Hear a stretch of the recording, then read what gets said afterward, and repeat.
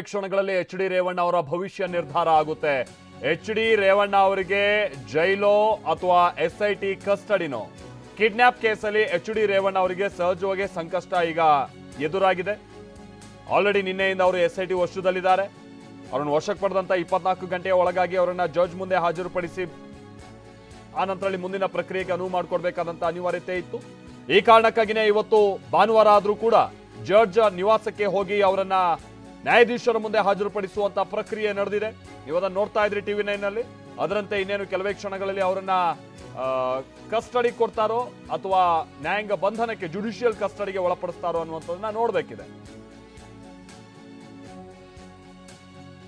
ರಚಪ್ಪ ನಮ್ಮ ಪ್ರತಿನಿಧಿ ಇದಕ್ಕೆ ಸಂಬಂಧಪಟ್ಟಂಗೆ ಮತ್ತಷ್ಟು ಡೀಟೇಲ್ಸ್ ಅನ್ನ ಕೊಡ್ತಾರೆ. ಸ್ಥಳದಿಂದ ಅಂತ ಅಂದ್ರೆ ಕೋರಮಂಗಲದ NGV ಬಳಿಯ ಜಡ್ಜ್ ನಿವಾಸ ಏನಿದೆ ಅಲ್ಲಿಂದ ನಮ್ಮ ಜೊತೆಗೆ ನೇರ ಸಂಪರ್ಕದಲ್ಲಿ ಅವರು ಜಾಯಿನ್ ಆಗ್ತಾ ಇದ್ದಾರೆ. ರಚಪ್ಪ, ಸದ್ಯ ಏನ್ ಆಗ್ತಾ ಇದೆ, ಜೊತೆಗೆ ಯಾವ್ಯಾವ ವಾದವನ್ನ ಹೂಡಿ ಅವರನ್ನ ಕಸ್ಟಡಿಗೆ ಪಡಿಬೇಕು ಅನ್ನುವಂತ ನಿಟ್ಟಿನಲ್ಲಿ ಇದೀಗ SIT ಪರವಾದಂತ ವಕೀಲರು ಸಿದ್ಧತೆ ಮಾಡಿಕೊಂಡು ಅವರನ್ನ ಜಡ್ಜ್ ಮುಂದೆ ನಿಲ್ಲಿಸಿಕೊಂಡಿರುವಂತದ್ದು, ಏನ್ ಡೀಟೇಲ್ಸ್ ಗೊತ್ತಾಗ್ತಾ ಇದೆ ರಚಪ್ಪ?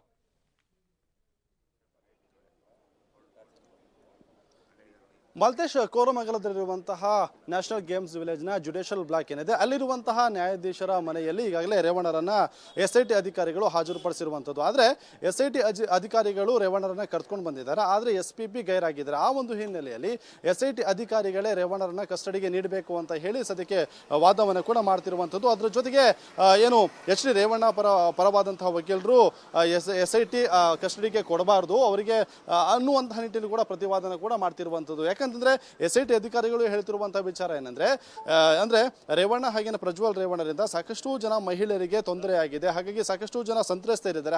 ಹಾಗಾಗಿ ಅವರೆಲ್ಲರೂ ಕೂಡ ಈಗ ಏನು ಜೀವ ಭಯದ ಕಾರಣದಿಂದಾಗಿ ಯಾರು ಕೂಡ ಮುಂದೆ ಬರ್ತಿಲ್ಲ. ಅದೇ ಒಂದು ಕಾರಣವನ್ನು ಇಟ್ಕೊಂಡು ಹೆಚ್ಚಿನ ವಿಚಾರಣೆಯನ್ನ ಮಾಡಬೇಕಾಗಿದೆ ಅನ್ನುವಂತಹ ನಿಟ್ಟಿನಲ್ಲೂ ಕೂಡ ಸದ್ಯಕ್ಕೆ ವಾದ ಪ್ರತಿವಾದ ಕೂಡ ಸದ್ಯಕ್ಕೆ ನಡೀತಾ ಇರುವಂತದ್ದು. ಹಾಗಾಗಿ ಸದ್ಯಕ್ಕೆ ಕಂಡು ಬರ್ತಿರುವಂತಹ ಅಂಶ ಏನಂದ್ರೆ ಇವತ್ತು ಏನು ಮಾಜಿ ಸಚಿವ ಎಚ್ ಡಿ ರೇವಣ್ಣರಿಗೆ ನ್ಯಾಯಾಂಗ ಬಂದಿನ ಬಹುತೇಕ ಖಚಿತ ಅನ್ನುವಂಥದ್ದು ಕೂಡ ಗೊತ್ತಾಗ್ತಾ ಇದೆ. ಇದಾಗಿಯೂ ಕೂಡ SIT ಅಧಿಕಾರಿಗಳು ಅವರನ್ನ ವಶಕ್ಕೆ ಕೇಳುವಂತಹ ಪ್ರಯತ್ನ ಕೂಡ ಮಾಡ್ತಿದೆ. ಇದಾದರೆ ನ್ಯಾಯಾಂಗ ಬಂಧನಕ್ಕೆ ನೀಡಿದ ಬಳಿಕವೂ ಕೂಡ SIT ಅಧಿಕಾರಿಗಳು ಅದಾದ ನಂತರದಲ್ಲಿ ಎಚ್ ಡಿ ರೇವಣ್ಣರನ್ನ ಮತ್ತೆ ವಶಕ್ಕೆ ಪಡೆದುಕೊಂಡು ವಿಚಾರಣೆ ನಡೆಸೋದಕ್ಕೂ ಕೂಡ ಅವಕಾಶ ಇರುವಂತಹ ಕಾರಣದಿಂದಾಗಿ ಈಗ ನ್ಯಾಯಾಧೀಶರ ಒಂದು ವಿವೇಚನೆಗೆ ಬಿಟ್ಟಿರುವಂಥದ್ದು SIT ಕಸ್ಟಡಿಗೆ ಕೊಡಬೇಕಾ, ಅದರ ಜೊತೆಗೆ ನ್ಯಾಯಾಂಗ ಬಂಧನಕ್ಕೆ ನೀಡಬೇಕಾ ಅನ್ನುವಂತಹ ನಿಟ್ಟಿನಲ್ಲಿ. ಹಾಗಾಗಿ ಕೆಲವು ಕ್ಷಣಗಳಲ್ಲಿ ಮಾಜಿ ಸಚಿವ ಎಚ್ ಡಿ ರೇವಣ್ಣರ ಒಂದು ಭವಿಷ್ಯ ಕೂಡ ನಿರ್ಧಾರ ಆಗತ್ತೆ.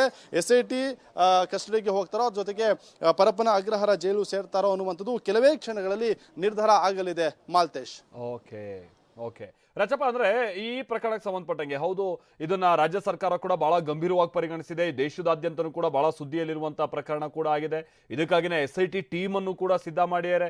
SIT ಅವರು ಕೂಡ ನಿನ್ನೆ ದೇವೇಗೌಡರ ನಿವಾಸಕ್ಕೆ ಹೋಗಿ ರೇವಣ್ಣ ಅವರನ್ನು ವಶಕ್ಕೆ ಪಡೆದಿದ್ದಾರೆ. ಇಂಥ ಒಂದು ಗಂಭೀರ ಪ್ರಕರಣದಲ್ಲಿ ಇವತ್ತು SPPನೇ ಬಂದಿಲ್ಲ ಅಂತ ಅಂದ್ರೆ ಜಡ್ಜ್ ಮುಂದೆ ಇವರನ್ನು ಹಾಜರುಪಡಿಸುವಂತಹ ಸಂದರ್ಭದಲ್ಲಿ ಏನ್ ಕತೆ, ಇದು ಯಾವ ಕಾರಣಕ್ಕಾಗಿ ಬಂದಿಲ್ಲ, ಏನ್ ಡೀಟೇಲ್ಸ್ ಗೊತ್ತಾಗ್ತಾ ಇದೆ ರಚಪ್ಪ?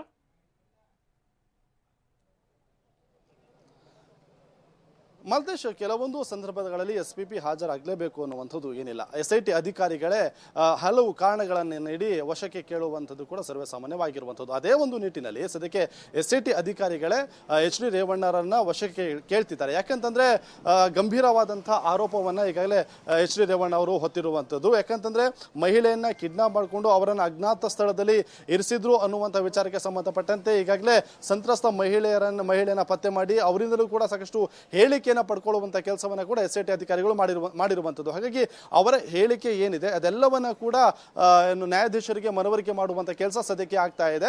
ಅಂದ್ರೆ ಎಚ್ ಡಿ ರೇವಣ್ಣ ಪರ ವಕೀಲರು ಜೊತೆಗೆ SIT ಅಧಿಕಾರಿಗಳು ತನಿಖಾಧಿಕಾರಿಗಳು ಏನಿದ್ದಾರೆ ಅವರು ಕೂಡ ಸದ್ಯಕ್ಕೆ ಕಾರಣಗಳನ್ನ ಕೂಡ ನೀಡ್ತಾ ಇರುವಂತದ್ದು. ಅಂದ್ರೆ ಯಾವ ಕಾರಣಕ್ಕೆ SIT ಅಧಿಕಾರಿ ಕಸ್ಟಡಿಗೆ ಬೇಕು ಅನ್ನುವಂತಹ ನಿಟ್ಟಿನಲ್ಲಿ, ಯಾಕಂದ್ರೆ ಗಂಭೀರವಾದಂತಹ ಒಂದು ಪ್ರಕರಣ ಆಗಿರೋದ್ರಿಂದಾಗಿ ಅದರ ಜೊತೆಗೆ ಈಗಾಗಲೇ SIT ಅಧಿಕಾರಿಗಳು ಸಾಕಷ್ಟು ಜನ ಮಹಿಳೆಯರು ಸಂತ್ರಸ್ತರಿದ್ದಾರೆ ಅನ್ನುವಂಥದ್ದು ಕೂಡ ಗೊತ್ತಾಗಿದೆ. ಹಾಗಾಗಿ ಒಂದು ಹೆಲ್ಪ್ ಲೈನ್ ಅನ್ನ ಕೂಡ ಓಪನ್ ಮಾಡುವಂತ ಕೆಲಸವನ್ನು ಕೂಡ ಮಾಡಿರುವಂತದ್ದು. ಹಾಗಾಗಿ ಇನ್ನು ಅಂದ್ರೆ ಇವರು SIT ಕಸ್ಟಡಿಗೆ ಕೊಟ್ಟು ವಿಚಾರಣೆ ಮಾಡಿದಂತಹ ಸಂದರ್ಭದಲ್ಲಿ ಇನ್ನು ಸಾಕಷ್ಟು ಜನರಿಗೆ ಅನ್ಯಾಯ ಆಗಿರುವಂತದ್ದು ತಿಳಿಬಹುದು ಅನ್ನುವಂತಹ ನಿಟ್ಟಿನಲ್ಲಿ ಕಸ್ಟಡಿಗೆ ಕೇಳ್ತಿದ್ದಾರೆ. ಆದ್ರೆ SIT ಕಸ್ಟಡಿಗೆ ನೀಡಬಾರದು ಅನ್ನುವಂತಹ ನಿಟ್ಟಿನಲ್ಲೂ ಕೂಡ ಎಚ್ ಡಿ ರೇವಣ್ಣ ಪರ ವಕೀಲರು ಪ್ರತಿವಾದನೆ ಕೂಡ ಮಾಡ್ತಾ ಇರುವಂತದ್ದು. ಮಾಲ್ತೇಶ್. Okay thank you ರಚಪ್ಪ.